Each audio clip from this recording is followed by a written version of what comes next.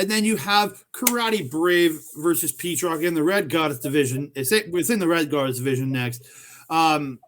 Legitimately, I skipped ahead. It took 6.5 minutes before this match started, from the start of the video to when all the entrances and everything done. And again, there was more of the karate showing for like their karate. Let's show off our moves at the start of the match. Again, I look at that and I'm like, okay, that's fine, but it's not as impressive as seeing these girls with the perfect choreography and things like that.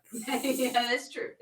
Like again, if I've done a karate class, I did karate class when I was a kid. You all do like your punches together and your things together as you train. So it's not like it's something impressive in a sense. But yeah, again, they do that stupid hammer, like the hammers down onto the back are fine. It's when they karate chop them in the back.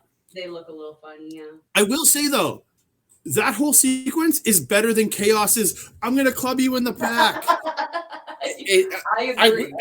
I will shit on that again on Friday when we talk about them again. But yeah, again, I can't stand that sequence. It bothers me so much. The end of the match come. Fake. Yeah, the end of the match came. Syuri German's Mayu Iwatani and Karate Brave do the double suplex onto Momo. The double kicks to Momo, and Inaba hits it's just like a running kick. The one shot, one kill, Tomawaka kick.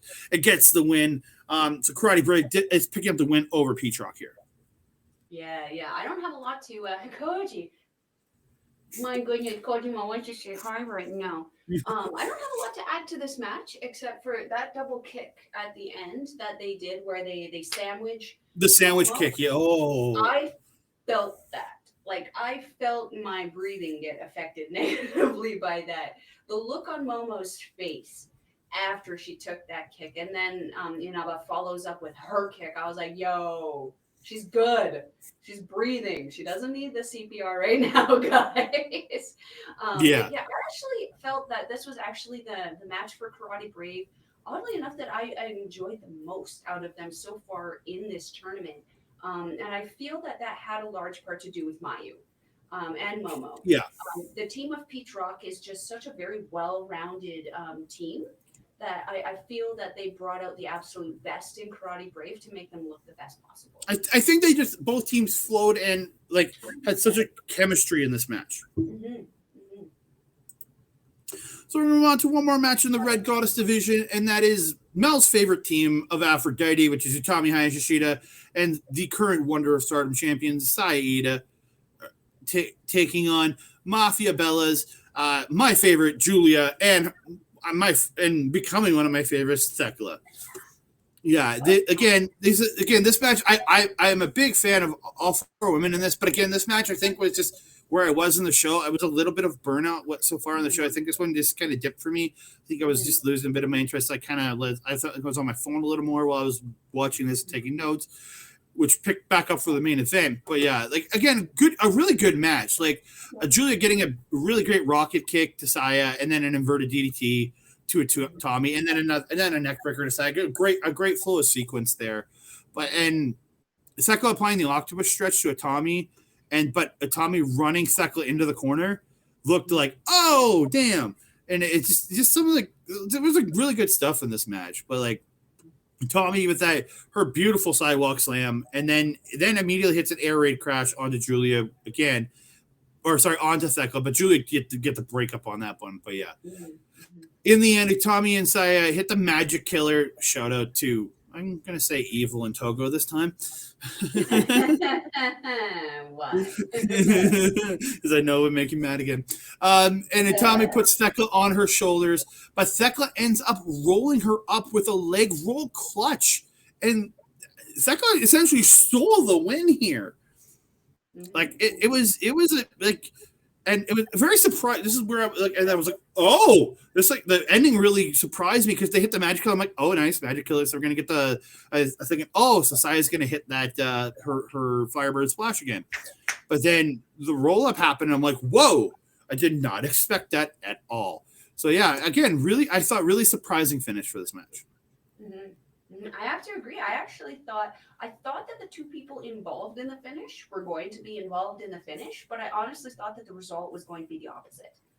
Yeah, especially with Thekla pinning Utami. Utami, who's just coming off of a world title match. Like, but wow. Again, that's a big plus for Thekla though. Like she has now a win over the last world champion before Syuri. So that's a big plus in her books. Yeah. The only thing that I want to mention in this match was the chain wrestling by Utami and Giulia at the very beginning of this match was very, I have that written down. Yeah. Perfect. Yeah. Perfect way to start the match. It kept it very slow. It was almost like that gradual roller coaster climb. And then when we got to the top was when Kamitani and Thekla came in, and it was boom, immediate change of pace. That high speed division came out, and it was just perfect. It flowed into the rest of the match. Yeah, it really did. This whole thing was a showcase for all four. Like I'll say this again. This is again. I'm not shitting on the match. I enjoyed this match, but again, it's just at a point where it was also like 7:30, 8 o'clock in the morning when I'm watching this match because I got up at like 6 to start watching all the wrestling I had to watch on Saturday. Yeah, we watched the entire weekend of wrestling. We really, and then Sunday was a lot of wrestling too.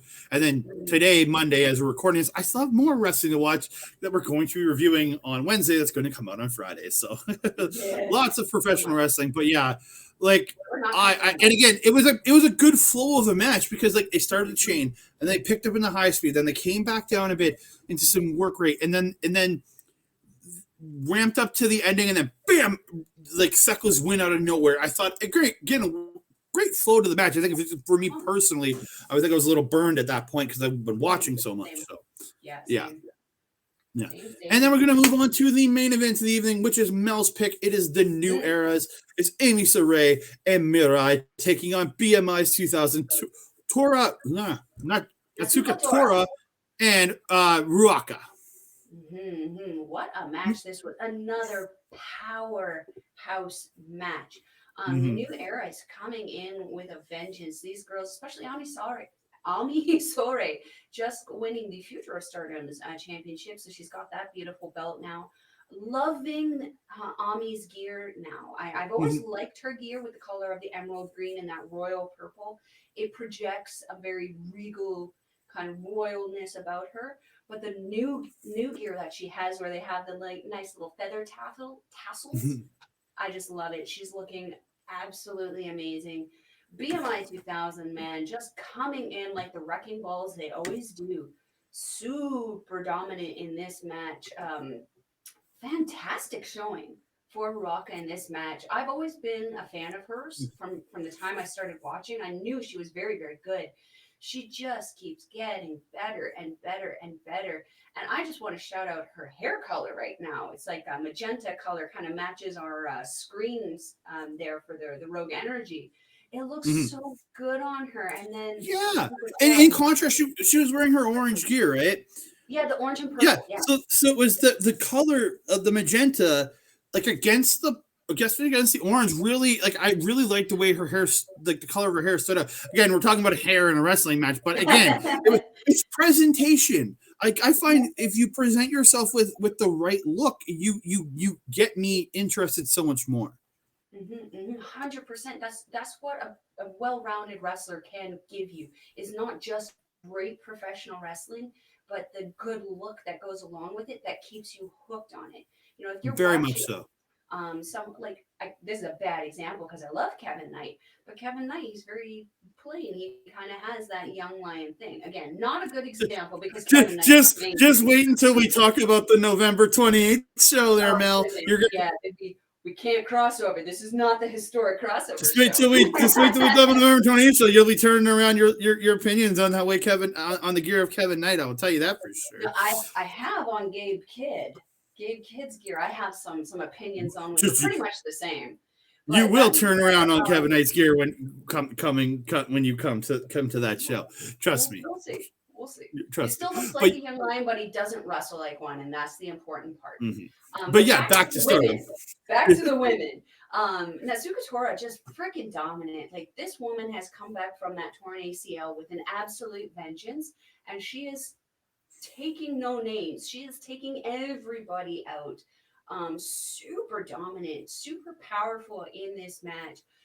There's one point I can't remember what submission Mirai had on Ruaka, but there's one Kimura. point where it was a Kimura. Yeah, Her submission is every time she puts a submission on, it's a Kimura. It's the arm behind the back being twisted behind the back. Behind the back. Yeah, the Miramare, is that what she calls it when she locks? I think it's a Miramare, but again, technically known as a Kimura or key lock. Yeah, it messes up your arm. Yeah, pretty much. It's Brock Lesnar's go-to submission too in WWE. So Mirai's got that Ruaka in that, and at one point the ref was distracted. I want to say it was another Oedo Tai member distracting the ref, but I'm not entirely. I'm not sure.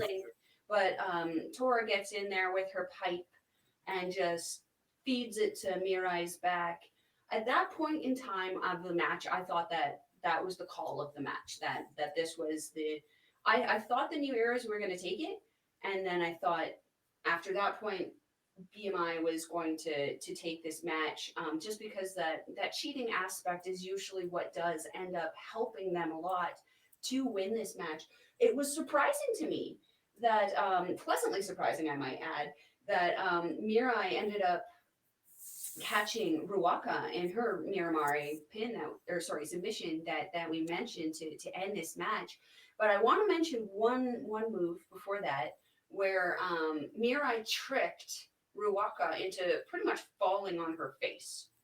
That is just Ruaka. It looked almost awkward when she fell, in a sense, because she like came down almost like it was like a drop toe hold trip kind of deal, but it almost like she like her legs got kicked out from under and she went bam.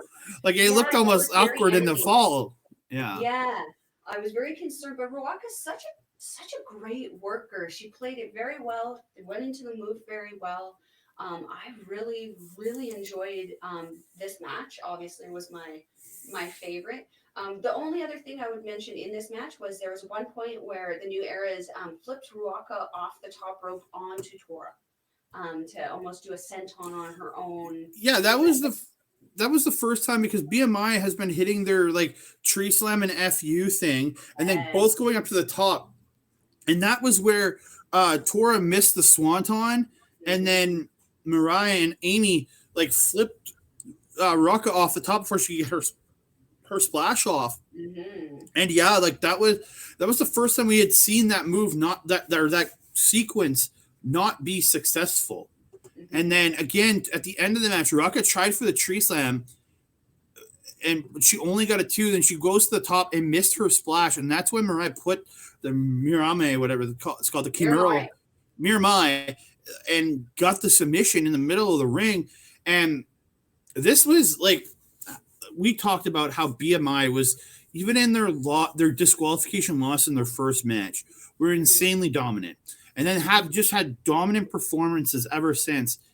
And then now a team finally like figuring them out and being able to overcome that power and put them down with a submission, I think was absolutely phenomenal.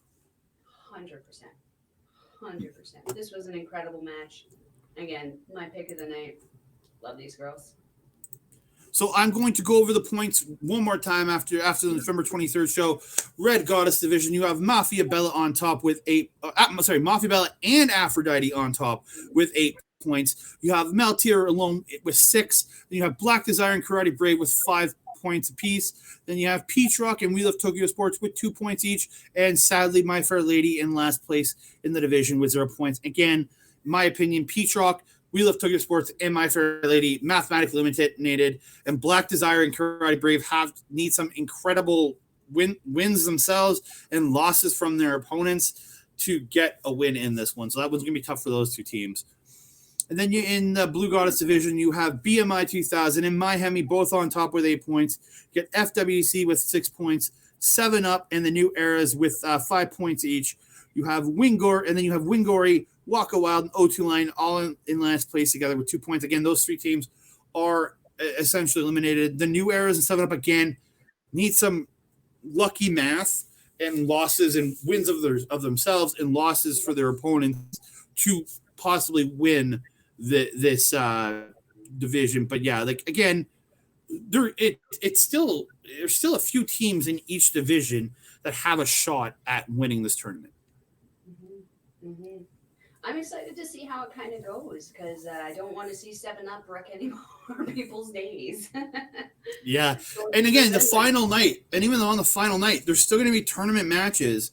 And then the finals will be right after of the Red and Blue Goddess division winners facing off in the main event of that show, which it's going to be tough for whoever is the later in the tournament.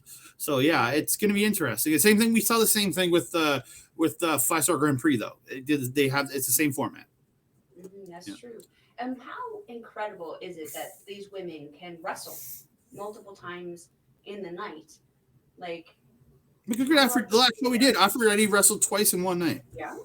Which was screwed up to me because neither team, Peach Rock or Aphrodite, worked on any of the first 3 shows. So yeah.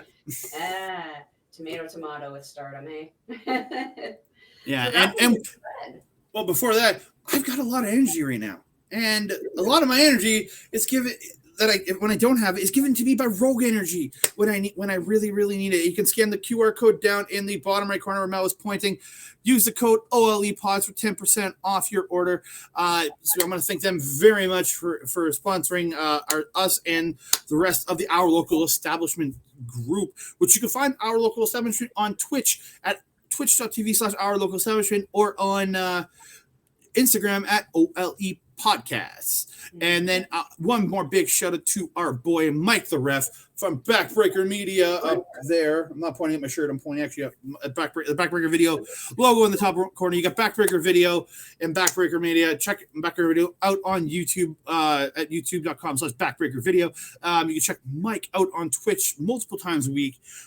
He streams he does wrestling watch-alongs every Wednesday for the AEW Dynamite show, which you can find at twitch.tv/MikeTheRef. And he's always on there playing video games and chatting with everybody and having a great time. This comes out on the final, I think the last day of his Jack.org fundraiser. So please go and donate. It helps to help young people have access to the right things to help them with their mental health. So please go check that out. Don't be part of the problem, be part of the solution, as Mike always says. So you can check that out. That link will be in below. And if he gets the $1,500, he's already doing his Just Dance stream. But if you get him to $1,500, he's gonna do it in a panda suit. So come on, we want to see that. We want to see that dancing panda, sir. Make it happen. And Andre, if we are going on social media, how are we going to find you? You can find me on Twitter at That Cannon Guy, Instagram at That Cannon Dude, on Facebook under Andre Como, and you can message through our fan page, Andre and Melball Wrestling Talk. You can get a hold of me through there too. Perfect. And if you're wanting to get a hold of this Melball here, you can find me at Collins Melball on Twitter. You can find me on Instagram at Melball Collins, as well on Facebook at Melball Collins. And if you're wanting to take in some Stardom wrestling, as we mentioned earlier in the video, I will leave the link to it in the description box below. It's 920 yen, approximately $10 Canadian.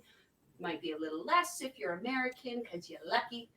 But again, we will leave that link in the description box below. And Andre, if you don't have anything else to share with our lovely people, I'm all good. Melball. That is Andre on the side there. We will see you next time. Adios.